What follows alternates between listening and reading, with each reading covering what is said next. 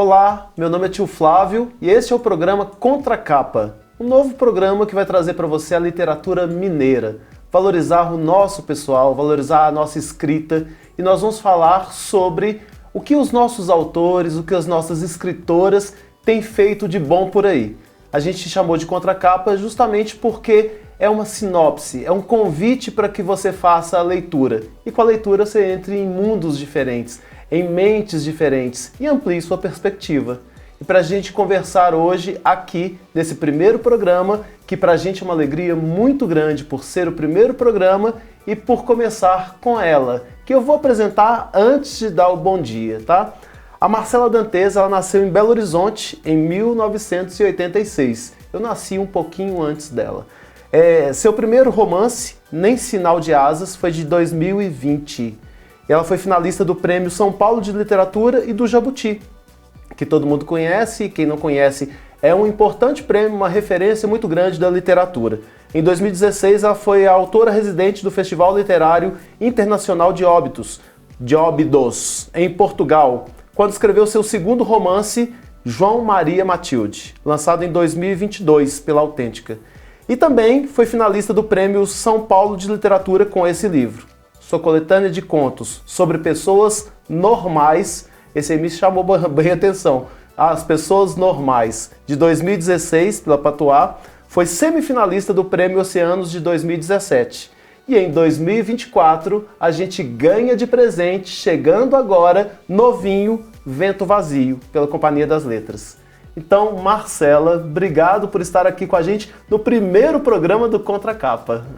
Tio Flávio, é uma honra imensa estar aqui, abrir esse programa, ter uma conversa com você. Eu estou muito feliz, agradeço o convite e aproveito para te parabenizar por essa ideia. Eu acho que é muito importante a gente mostrar e conhecer o trabalho dos escritores mineiros, porque tem muita coisa maravilhosa sendo feita. Tem muita gente boa, né? Muita gente boa. E a gente boa. Desconhece. Exato. Eu falei que um dia eu estava numa palestra na Copasa, e aí, depois da palestra, um funcionário que assistiu a palestra me deu um livro que era escrito por ele.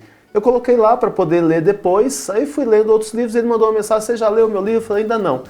Peguei o livro para ler e assim, me abriu um mundo, uma maravilha de escrita, com várias memórias afetivas. E isso é muito legal, porque a gente tem muita gente boa que não tem a visibilidade das mídias, né, muitas das vezes, mas que as suas escritas estão ali para um nicho deles, né, para um público que leu, de amigos. Toda vez que eu lanço um livro, eu falo: gente, os meus amigos vão ter que comprar de novo. Sim. Coitados, exatamente. Né? Mas eu aviso com um ano de antecedência para já ir economizando. E aí eu queria, pelo título aqui, falar de alguns livros seus. Então, Nem Sinal de Asas foi o primeiro. Nem Sinal de Asas foi o primeiro romance, mas ele veio depois do livro de contos, que é o sobre pessoas normais. Então nós vamos falar primeiro sobre pessoas normais, porque é o que mais me chama atenção. Curioso, né? Por que pessoas normais? Quem são essas pessoas? Então, na verdade, esse título é uma ironia, assim, porque o livro são contos, é uma coletânea de contos que traz ali pessoas em situações muito extremas ou com comportamentos improváveis ou também posturas idiosincráticas. Eu acho que assim, ali justamente para mostrar que ninguém é normal, né? De perto ninguém é normal, assim. Então, o livro se propõe exatamente a isso, assim, a apresentar personagens diferentes. Então, cada conto tem ali uma dupla ou três personagens que estão vivendo essas situações ou que estão sendo colocados à prova de alguma maneira e a forma como eles vão reagir a isso, assim. Então, é um livro que tem um pouco tem uma dose de violência, tem uma dose ali de inesperado, mas tem muito da psique desses personagens, assim. Eu tento, de alguma forma, entrar na cabeça dessas pessoas, que fica muito óbvio rapidamente que não são normais, e para ver como que essas pessoas, personagens, reagem, né, no mundo, assim. Então, esse título é uma ironia, e aí esse projeto eu acho que é onde eu começo a investigar mesmo essa coisa que me interessa muito, que são as relações humanas e talvez o limite ali entre sanidade e insanidade. Pois é, como escrever sobre alguém que você não é, especificamente? Porque ali tem um pouquinho de cada um de você também, né? Cada um ali tem um pouquinho de você, mas como é escrever sobre algo que não existe, que você observa de fora muitas vezes? Você pode me corrigindo, tá? Claro. Porque eu não fiz a leitura. E aí eu quero que você traga justamente para aquelas pessoas que não leram o livro ainda essas informações. São pessoas que não são normais, assim como nós também, Exato. mas que se acham às vezes normais. Sim. Né? Como entrar na mente dessas pessoas para entendê-las daquele ponto de vista? Eu acho que essa é a parte mais fascinante do trabalho do escritor, assim, que é a possibilidade de criar mundos a partir da criação de personagens. Assim, eu sou uma grande defensora da importância dos personagens para a literatura. E essa possibilidade de escrever sobre o que não se é a maior liberdade que existe, né? Então, assim, para mim é fantástico. Eu não conseguiria ser uma autora que escreve só sobre o que eu vivi, sobre o que eu sei profundamente. É claro que eu estudo, eu pesquiso. Então, por exemplo, a questão da saúde mental é uma coisa que eu pesquiso muito há muito tempo. Mas eu acho que ter essa possibilidade de criar e de construir universos ficcionais e propor realidades que de repente a gente não conhece é maravilhoso, assim, né? Te dá essa liberdade e te dá um potencial de trabalho infinito, assim. Então eu acho que é claro que eu sempre trago alguma carga da minha vida, né? Das minhas experiências ou da forma como eu me vejo no mundo, mas tem também ali muita criação ficcional, assim, um trabalho criativo intenso que eu acho fascinante, assim. Você falou uma coisa muito interessante da questão do estudar muito, né? Você tem que estudar aquele personagem para poder falar sobre ele. Não é simplesmente sentar diante de um computador e escrever o que flui. O escritor, ele não é só assim que ele se constitui. Ele precisa de buscar informações porque ele está entregando para alguém que lê uma obra que tem que ser algo que faça sentido para o outro, que tenha sentido para si próprio, né? Essas pesquisas, muitas vezes, para a criação dos personagens, elas são extensas, né? Sim, eu acho que o sentar e escrever é um segundo momento do trabalho, assim, com certeza. Eu acho que a gente tem uma etapa antes, assim, de pesquisa, e eu até dividiria em duas etapas, assim. Eu acho que tem uma parte que é quase uma absorção do mundo. Eu acho que, enquanto autora, eu sou uma pessoa muito curiosa, então eu estou sempre atenta ao que está acontecendo à minha volta. Eu sou aquela pessoa que no restaurante está prestando atenção na conversa alheia, e eu acho que isso é sempre material de trabalho, né? Então eu acho que a gente tem que ter essa curiosidade para absorver, para ver como as pessoas se colocam no mundo, se comportam. Às vezes você pesca ali uma frase genial que alguém falou, isso tudo é material de trabalho. E a partir do momento que você decide o seu projeto, o que você vai trabalhar, qual que é, né, assim, o cerne da narrativa, tem muita pesquisa antes de começar a escrever. Então, assim, tem muita coisa para se ler, referências, entender, e aí vai por vários caminhos, né? Então, por exemplo, a gente vai falar um pouco daqui a pouco do Nem Sinal de Asas, que é um livro, já é um romance, e a protagonista é uma cuidadora de idosos. E aí eu fiz um curso de cuidadora de idosos para entender, né, assim, algumas coisas da profissão, algumas características que eu acho que seriam importantes para a narrativa. Então, eu acho que assim, o momento de sentar e escrever, a gente já tem que estar com uma bagagem muito desenvolvida e muito clara, porque isso é material. De novo, é ficção, então a gente tem uma liberdade, assim, eu não preciso ter um vínculo absoluto com a realidade. Eu acho que a realidade me dá material, me dá insights, detalhes para o meu trabalho que são fundamentais, assim. Então eu não consigo escrever sem pesquisar. É diferente de escrever biografia, né? A Sim. biografia você tem que ser fidedigna àquilo. Exato. A ficção já te dá essa possibilidade de pegar diversos personagens, inclusive, para encaixar num só. Sim, né? sim. Agora, os nomes, os títulos, eles são maravilhosos. A gente vai falar sobre eles daqui a pouquinho, mas é tão difícil dar um título, não é? Eu acho dificílimo, assim. Quando alguém fala que gosta dos títulos, eu fico muito feliz, porque até hoje eu não tenho certeza dos títulos dos meus livros, assim. A gente não sabe se está na nossa cabeça apenas Sim, aquela ideia, porque assim, eles são muito fortes, né? Mas é como se fosse dar nome a um filho. Exato, e é uma coisa que é perene, né? Vai ficar ali. E é muito difícil mesmo, porque eu acho que você tem que encontrar uma medida ali de ser um nome forte, um nome que vai chamar a atenção do leitor, mas já tem que dar conta de alguma parte da história, assim, então já tem que apresentar alguma coisa, né? Tem que ser, pensando comercialmente também, tem que ser um nome fácil para as pessoas lembrarem depois, para chegar numa livraria e pedir o livro. Então eu acho que é sempre um desafio, assim, mas eu acho que cada livro tem o seu processo. Tem livros aí que eu tive certeza do título desde o começo, tem outros que eu não tenho até hoje. E eu não sei se foi o melhor título, mas foi o que deu para fazer no momento. Assim. Nem Sinal de Asas, você falou sobre essa questão dos idosos, né? Sim. Idosos em LPIs, que você trabalhou também, em os antigos asilos? Era uma casa de repouso, Sei. que essa personagem trabalhava, que é a Anja Santiago, que é a protagonista, mas na verdade assim, isso o livro se passa quase todo dentro do apartamento dela, assim, a Anja é uma mulher muito solitária, ela vivia só com a mãe, e aí essa mãe morre, e ela trabalhava cobrindo outras pessoas de licença ou de férias em várias casas de repouso. Assim. Então ela não tinha um emprego fixo, mas ela era essa cuidadora. Assim. E ela, gente, não é um grande spoiler, tá? Isso tá no comecinho do livro, nas primeiras páginas, e ela morre. Não vai dar spoiler pra gente. Não, esse não, eu prometo que esse não é spoiler. Tá lá no comecinho, assim, ela morre e ela só é encontrada 5 anos depois. E esse livro, por exemplo, é um livro que foi baseado numa notícia de jornal, assim, eu li uma notícia lá em 2017 que contava a história de uma mulher, exatamente isso, assim, muito solitária, ela morreu e passou 5 anos no apartamento até que alguém a encontrasse. E eu fiquei muito obcecada com essa história, assim, para entender qual que é esse nível de solidão de alguém, né, assim, que ninguém para reclamar essa falta, reclamar esse corpo. Então, aí acho que essa característica de ser essa profissão, de ser uma cuidadora de idosos, encaixa bem, porque assim, ela não tem um trabalho fixo, né? Ela está cobrindo as pessoas, então se ela não aparece no trabalho, não vai fazer. Exato. Né? E também é um trabalho com quem ela cria vínculos com pessoas que acabam morrendo. Assim, então já traz esse indício dessa solidão dela, que é o tema central desse livro. Assim. E é interessante que quando você fala isso, é interessante e triste. Porque recentemente apareceu uma mulher, se não me engano, na Espanha, que foi encontrada 2 anos depois pelos bombeiros, sentada numa cadeira, com o corpo né, já decomposto. E teve um ator carioca também, que foi encontrado no Rio de Janeiro depois de um tempo. Quando a gente fala dessa questão da solidão e dessa correria de alguém que não posta mais no grupo de amigos lá, e a gente nem... Né, você tá bem? Você, né?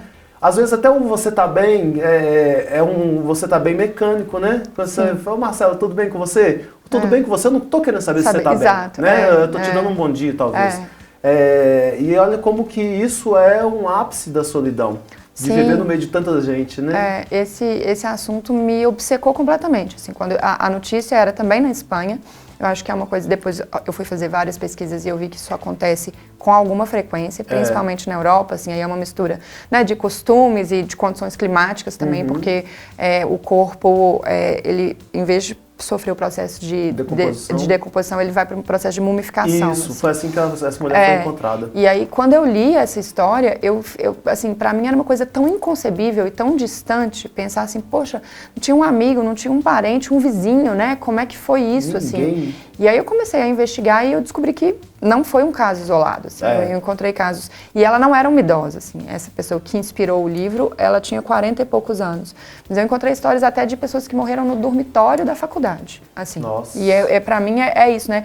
Me trouxe essa vontade de investigar como que se é possível chegar nesse ponto de solidão, assim. E o livro trata muito disso. Então, assim, ele é baseado nessa notícia, mas é uma notícia também que a gente tem o depois, né? A gente tem o depois da morte. A pessoa foi encontrada, como que ela chegou nessa situação, mas a gente não conhece quem foi. No caso da notícia, ela se chamava Maria do Rosário. A gente não sabe quem foi Maria do Rosário e eu vi aí uma possibilidade de criar a história dessa personagem. Então, a Anja Santiago nasce disso, assim, dessa vontade de entender qual que é o passado dessa pessoa, quais foram as escolhas dela, ou quais foram os traumas, tudo que a levou a esse ponto de solidão, assim. Nem Sinal de Asas. Aí a gente vai para João Maria e Matilde.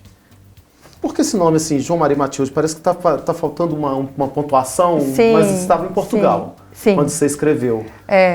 O João Maria e Matilde é um romance também, e ele conta a história da Matilde, que é uma brasileira, e que passou a vida, tem quase 40 anos, e passou a vida ouvindo da mãe que ela não sabia quem era o pai, que tinha sido um caso de uma noite só, que ela não conhecia o pai, e ela acreditou nisso e conseguiu, de alguma forma, lidar com essa questão. E aí, com quase 40 anos, o começo do livro, ela recebe uma ligação de Portugal, dizendo que eles precisavam falar com Matilde, a filha do João Maria.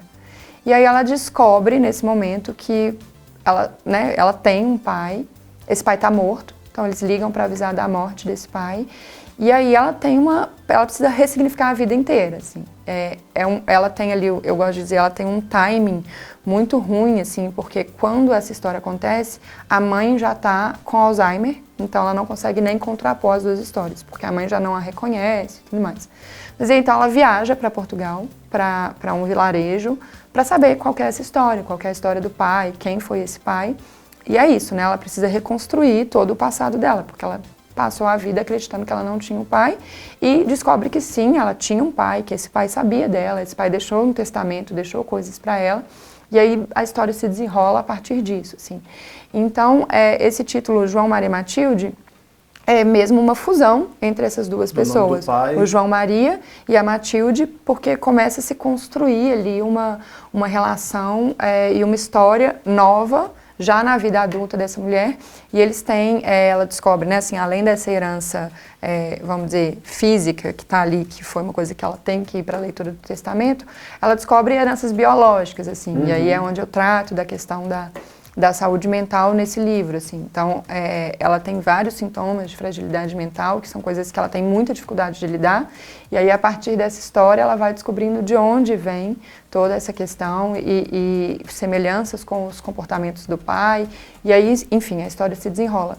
Mas esse é o título, especificamente, que eu sempre tive certeza, assim, e foi um título que eu briguei por ele, porque eu entendo que ele traz essa confusão, mas é gostoso, assim, porque ele te provoca a pensar.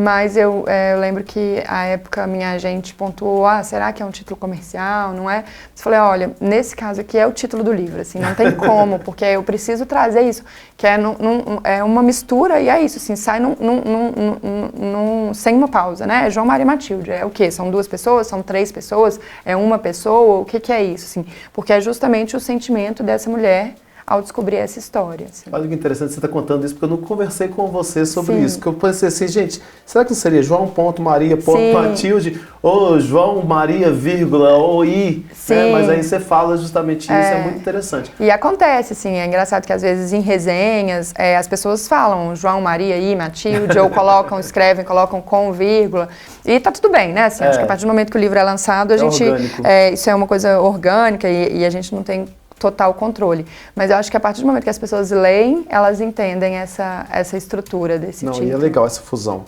E aí a gente vem para Vento Vazio. Sim. Vento Vazio, você gosta muito de trabalhar essa questão da saúde mental, você gosta muito de trabalhar a questão da longevidade, pelo que eu vi aqui que você está falando, e falar também sobre solidão. Isso tem dentro do Vento Vazio? Absolutamente. Assim, eu acho que o Vento Vazio talvez ele seja o livro que trabalha isso mais profundamente, assim. O livro, ele se passa num vilarejo, na verdade é menos que um vilarejo, assim, se chama Quina da Capivara, é um lugar com 8 casas na Serra do Espinhaço, perdidas ali, protegidas por um paredão de pedra, aquele paredão bem típico ali da geografia do Espinhaço, e ali nessa região existe esse vento, que é o vento vazio, que tem a fama de enlouquecer as pessoas. Que é uma referência que eu trouxe de vários outros ventos. O vento vazio é um vento ficcional, ele não existe geograficamente, mas a gente tem, não só no Brasil como no mundo, vários ventos que carregam essa fama também. Então, assim, no Brasil, o vento norte, lá no Rio Grande do Sul, na Califórnia a gente tem o vento de Santa Ana, nos Alpes Suíços tem um vento que se chama Fon, e todos esses ventos as pessoas têm uma reverência e um respeito por ele, porque eles carregam essa fama de que podem enlouquecer, assim. Então eu trouxe um vento, eu criei esse vento vazio aqui para o Espinhaço, que é um lugar que venta muito, e esses moradores então são tomados por várias formas de loucura, assim. O Vento Vazio é um livro narrado por 4 narradores, então são 4 desses moradores da Quina da Capivara, e cada um deles desenvolve a loucura de uma forma diferente, assim. Então é um livro às vezes ele é bem fragmentado, o discurso desses narradores é fragmentado. Eu gosto de dizer que são narradores não confiáveis, né, à medida que eles estão ali enlouquecidos. Então, às vezes eles contam uma história e entram em contradição, o que um está dizendo do outro. São 4 narradores. Porque é a percepção da cabeça dele, né, em relação ao que está acontecendo. Exato. E ele está com esse adoecimento. Exato. Então, a gente tem, são 4 personagens que eu gosto muito, que é o Miguel Sem Fim, que é quem abre o livro. Ele é um velho muito velho, e as pessoas começaram a chamar ele de Miguel Sem Fim justamente porque falaram, ele não vai morrer, não tem condições, assim. E aí ele começa ali a narrativa dizendo que tem 95, 96 anos, mas ele termina já nessa mostra de insanidade, dizendo que tem mais de 100 anos e tudo mais. Tem a Cícera, que é uma outra narradora que está ali também, ela mora nessa quina da Capivara há muitos anos e é tomada por um outro tipo de loucura e tem uma relação muito importante com a Alma, que é a outra narradora, que é uma pessoa de fora, é uma estrangeira, assim. A Alma é a filha do fazendeiro rico da região, mas acaba se apaixonando por um dos moradores dessa quina e vai para lá. Fica por lá. E fica por lá. E também tem a sua forma de loucura. As pessoas a apontam como louca justamente por ela ter abdicado dessa herança, dessa fazenda, para viver nesse lugar que todo mundo chama de fim de mundo. E tem a Maura, que é a última narradora, que é uma menina de 14 anos, e que aí é assim, aquela que apresenta a loucura na forma que a gente mais conhece, assim. Então, um discurso muito desconexo, muito obsessivo, ela mesma diz que todo mundo acha que ela é doida, que ela é a doidinha dali, então, assim, já é inclusive estruturalmente, na forma física do livro, é uma voz que já é completamente fragmentada. Às vezes a gente tem uma página inteira de uma palavra sendo repetida, para trazer mesmo essa obsessão da Maura. Então esses 4 personagens vivem ali. Existe uma usina eólica que também é baseada numa usina real, que é a usina do Morro do Camelinho, que foi construída no Espinhaço mais ou menos em 1994 e foi desativada em 2015. E eu trouxe esses fatos para o livro. Então, no momento em que o livro se passa, é uma usina desativada, mas as torres eólicas estão lá, gigantescas. Venta muito, mas as torres não se movem, então assim, é um paradoxo também. Assustadoras? Sim, elas como ficam fantasmas. Ali. Cada personagem tem uma relação com a torre. Porque, por exemplo, o Miguel, ele foi vigia dessa usina. Ele trabalhava como vigia, então ele tem uma relação muito afetiva. Já a Maura não lembra muito da usina. E aí a Cícera, por exemplo, odeia a usina porque ela acha que aquilo chegou ali para estragar uma dinâmica que funcionava muito bem. Mas as torres estão sempre ali lembrando eles dessa promessa de progresso, do que deveria ter acontecido. Então a história se passa nesse contexto. Eu acho que foi o livro que eu pude trabalhar com mais liberdade, essa questão da loucura, justamente pelos narradores, né?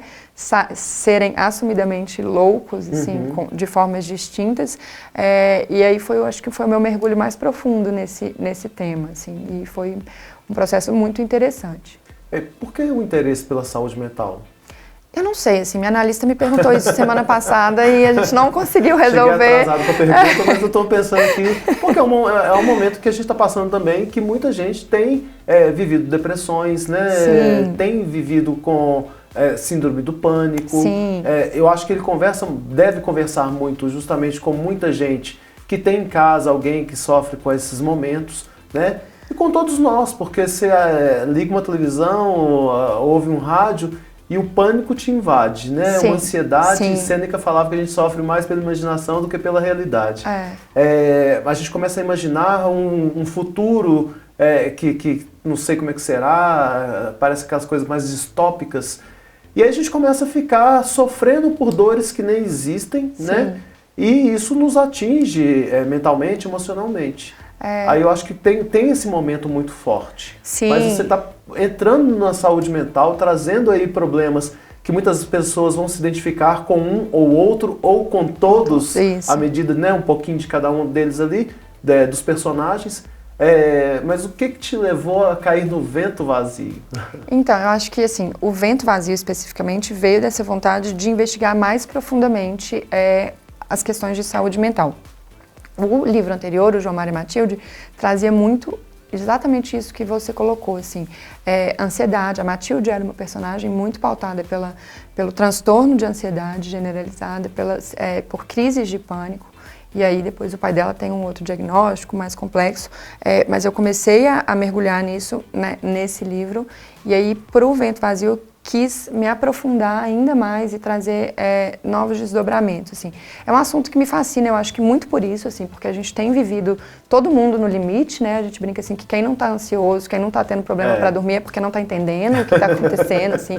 Então eu acho que vem disso, mas eu acho que vem talvez até da minha infância, assim. É uma coisa que me fascina muito, eu acho que eu tenho proximidade com pessoas que têm algum sofrimento mental e eu sempre fiquei muito fascinada, assim, porque eu acho que essas pessoas têm muito a dizer. Então eu tento trazer isso para os meus livros de uma forma muito respeitosa, mas para quebrar também preconceitos e talvez construir novos paradigmas de que não é só aquele registro tradicional de sanidade que funciona, assim, né? A gente tem várias pessoas que estão fora desse espectro, que são pessoas que têm coisas muito importantes para dizer, muito interessantes e que são e que também vão além do diagnóstico, né? Assim, então acho que talvez para tirar um pouco desse estigma, eu fico falando, quando eu falo ela é a louca da cidade, eu falo isso com muito carinho, assim, porque é justamente, ela mostra, por exemplo, a Maura, que é a personagem que é rotulada de louca, demais dentro desse padrão, ela mostra que ela é muito mais do que isso, assim, ela tem várias coisas importantes para dizer, ela tem uma vivência muito intensa, ela passa por processos complexos e isso tudo apesar da situação mental dela. Então, acho que ela acaba sendo colocada naquela vala e vista como só louca. Não levando em consideração todos os outros aspectos que ela tem. Todos os outros aspectos. E aí o meu trabalho, a minha intenção é sempre mostrar que existe muito além desse primeiro rótulo. Assim, né? Eu acho que isso é uma coisa que me interessa muito. A capa é linda, né? Isso aqui a capa é uma relação que a gente tem com as capas, assim, com o título, com a capa, é a roupa do neném, né? E assim, é um momento de muita expectativa, né? Assim, porque você fica ali anos, 2, 3 anos trabalhando num livro e depois você entrega para a editora e a editora te vem com uma proposta de capa, assim. Eu sempre fui muito feliz com as minhas capas. Eu acho que os capistas conseguiram absorver muito bem o que eu queria falar. Essa capa aqui foi o Alceu Nunes, da Companhia das Letras, que fez. É a obra de uma artista que se chama Sabatina Leccia. Então, essa imagem é um pedaço dessa obra.